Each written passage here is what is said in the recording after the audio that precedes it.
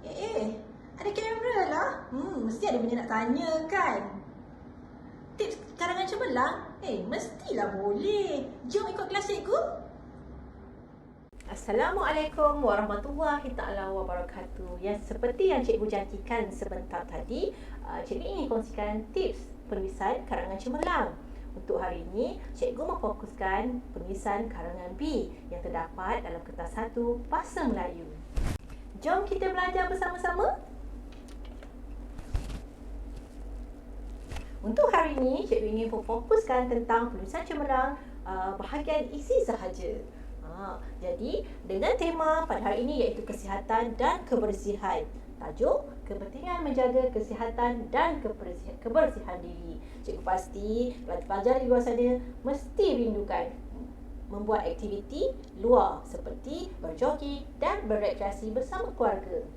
Dengan situasi pandemik pada hari ini, kita terpaksa mengikut SOP yang ditetapkan dan pelajar-pelajar semua jangan lupa jaga SOP.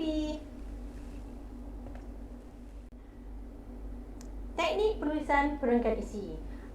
Seperti yang kita sedia maklum, terdapat pelbagai teknik penulisan perenggan isi yang kita pelajari di sekolah ataupun di luar.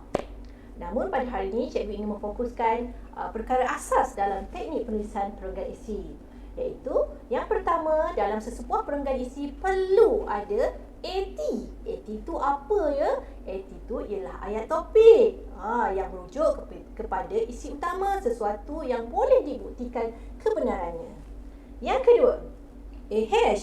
Apa pula AH tu? AH ialah ayat huraian. Ayat huraian merujuk kepada binaan ayat yang wujud pendekatan 5W1#, iaitu berdasarkan soalan apa, siapa, bila, di mana, mengapa, bagaimana dan sekiranya.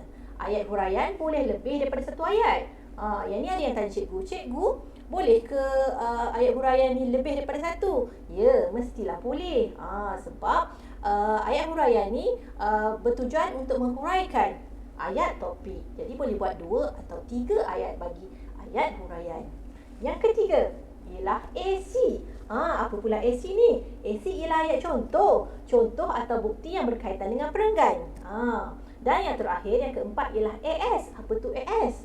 Ayat simpul yang merujuk kepada penutup perenggan. Jadi sebenarnya keempat-empat teknik penulisan perenggan di sini sebenarnya kadang-kadang kita dengar di luar disebut pelbagai, dirujuk dengan pelbagai lah.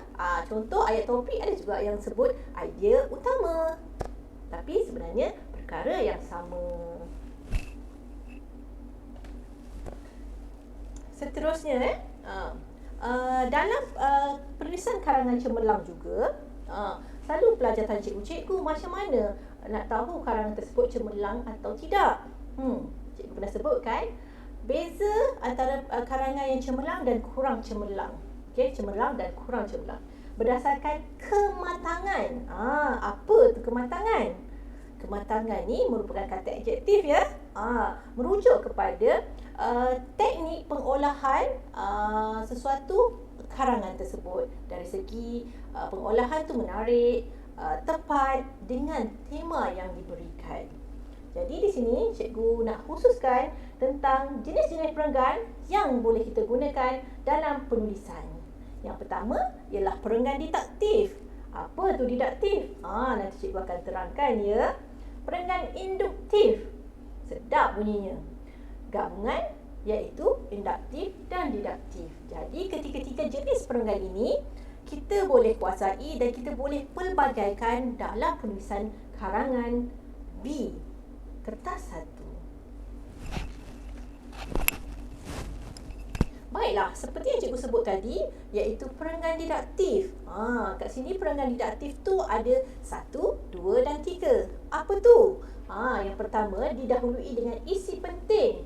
Yang kedua dituruti dengan huraian isi dan diakhiri dengan contoh. Bagaimana? Cikgu akan terangkan sebentar lagi. Jadi dia punya susunan perenggan didaktif perlu didahului dengan 1, 2 dan 3. Rujuk slide cikgu ni ya. Seterusnya, baiklah, ini contoh ayat perenggan didaktif yang cikgu kata tadi bermula dengan isi kan. Jadi di sini apa isi dia? Isinya ialah ayat topik dia memupuk sikap berdisiplin dalam setiap individu. Huraiannya, apabila seseorang ingin melakukan aktiviti seperti bersukan, mereka perlu mematuhi peraturan dan etika dalam aktiviti tersebut. Contohnya, jadi sebagai contoh, dalam sukan olahraga, atlet perlu mengikut jadual latihan dan konsisten untuk menjaga kekuatan fizikal dan mental sebelum menyertai kejohanan tertentu. Jadi susunannya isi, huraian dan contoh. Boleh kan? Senang ke susah? Jadi sebenarnya perenggan didaktif ni ialah perenggan yang biasa kita buat. Jadi macam di sekolah, cikgu selalu kata isi utama perlu berada pada perenggan awal. Inilah kita gunakan perenggan didaktif. Kadang-kadang kita sendiri tidak sedar ini yang kita buat tu ialah perenggan didaktif. Okey, dah tahu kan? Seterusnya, bagaimana pula dengan perenggan induktif? Perenggan induktif bermula dengan huraian isi, diikuti oleh contoh dan diakhiri dengan isi penting.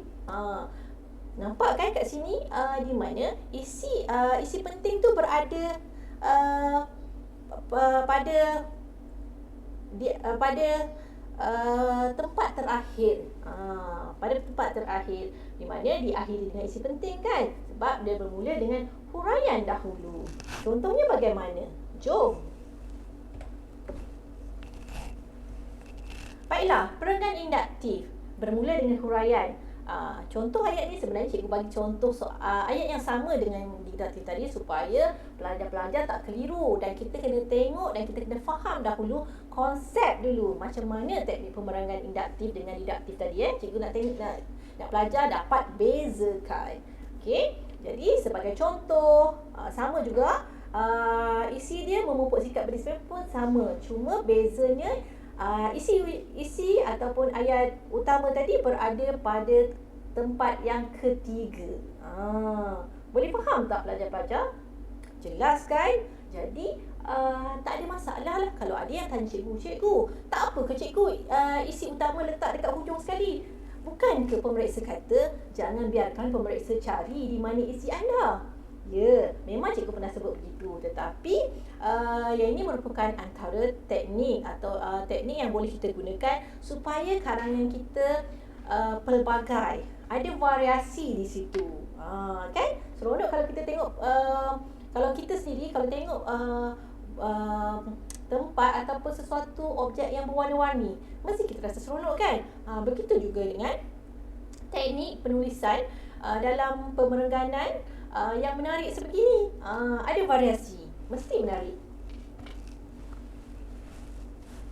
Baiklah, yang ketiga ialah perenggan gabungan, iaitu induktif dan didaktif. Maksudnya kita gabungkan didaktif tadi dan induktif tadi. Jadi bagaimana nak mula? Yang pertama dimulai dengan isi penting, disusuli dengan huraian isi dan contoh, sama seperti induktif tadi kan? Beza yang ketiga diakhiri dengan penegasan isi penting, yang tak ada pada induktif dan didaktif. Baiklah, so jadi bagaimana contoh ayatnya? Jom kita tengok. Okey. Baiklah, kalau tengok di sini isi berada pada permulaan, seterusnya ada huraian, ada contoh, cuma di akhir sekali ada penegasan. Secara tidak dalam ayat ni cikgu bagi secara tidak langsung perkara di atas telah membuatkan kita untuk lebih berdisiplin berbanding dahulu, hasil daripada usaha untuk menjaga kesihatan dan kebersihan diri. Jadi penegasan di sini ialah kesimpulan bagi perenggan tersebut. Ada pelajar tanya cikgu perlu ke nak simpulkan bagi setiap perenggan ni? Sebenarnya tak semestinya buat, tetapi cikgu katakan ni kita ada pelbagai teknik perenggan. Jadi kalau kita cuba pelbagaikan, setiap perenggan tu ada variasi, mesti lagi menarik kan? Jadi cubalah pelajar-pelajar gunakan perenggan gabungan ini sebab dia ada penegasan. Mesti menarik kan?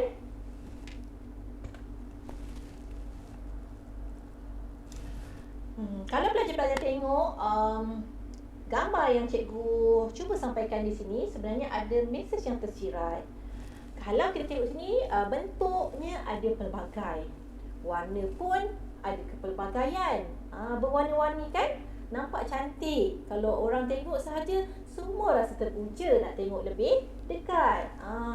Jadi begitu juga dengan karangan kita. Karangan kita perlu bervariasi. Ada kepelbagaian, ada warna yang pelbagai. Jadi menyebabkan semua orang ataupun pemeriksa tertarik untuk membaca karangan anda dan akan membentuk karangan kita menjadi karangan yang matang. Okey, seterusnya dah habis rupanya. Tips perkongsian cikgu pada hari ini. Cumanya untuk pada hari ini cikgu hanya memfokuskan perenggan isi sahaja. Jadi pelajar-pelajar jangan lupa boleh cuba macam mana nak buat perenggan isi yang cemerlang berdasarkan teknik-teknik yang cikgu berikan tadi. Untuk akhirnya cikgu ingin kongsikan sepotong kata-kata yang cikgu rasa sangat menarik dan kita boleh aplikasikan dalam kehidupan kita. Apa ya? Jangan kesal kalau anda tersesat jalan. Sekurang-kurangnya anda menemui tempat baru atau jalan baru dalam pengembaraan anda. Jadi, apa maksudnya? Maksudnya, kita jangan takut kalau kita buat salah. Yang penting di situ kita akan belajar. Masa kita salah, kita akan belajar untuk menjadi yang lebih baik. Betul tak semua? Tamatlah perkongsian cikgu pada hari ini. Cikgu harap walaupun perkongsian ini kecil sahaja dapat memberikan panduan kepada pelajar-pelajar di luar sana supaya dapat menulis karangan yang cemerlang. Walaupun kalau kata ini hanya sebahagian kecil sahaja untuk membentuk karangan cemerlang, tetapi sekurang-kurangnya kita belajar asas penulisan yang cemerlang. Jangan lupa cuba ya. Cikgu pasti apabila buka sekolah nanti, cikgu pasti tidak sabar untuk membaca karangan anda, karangan B. Jangan lupa jumpa lagi di kelas bersemuka nanti. Assalamualaikum warahmatullahi taala wabarakatuh. Bye.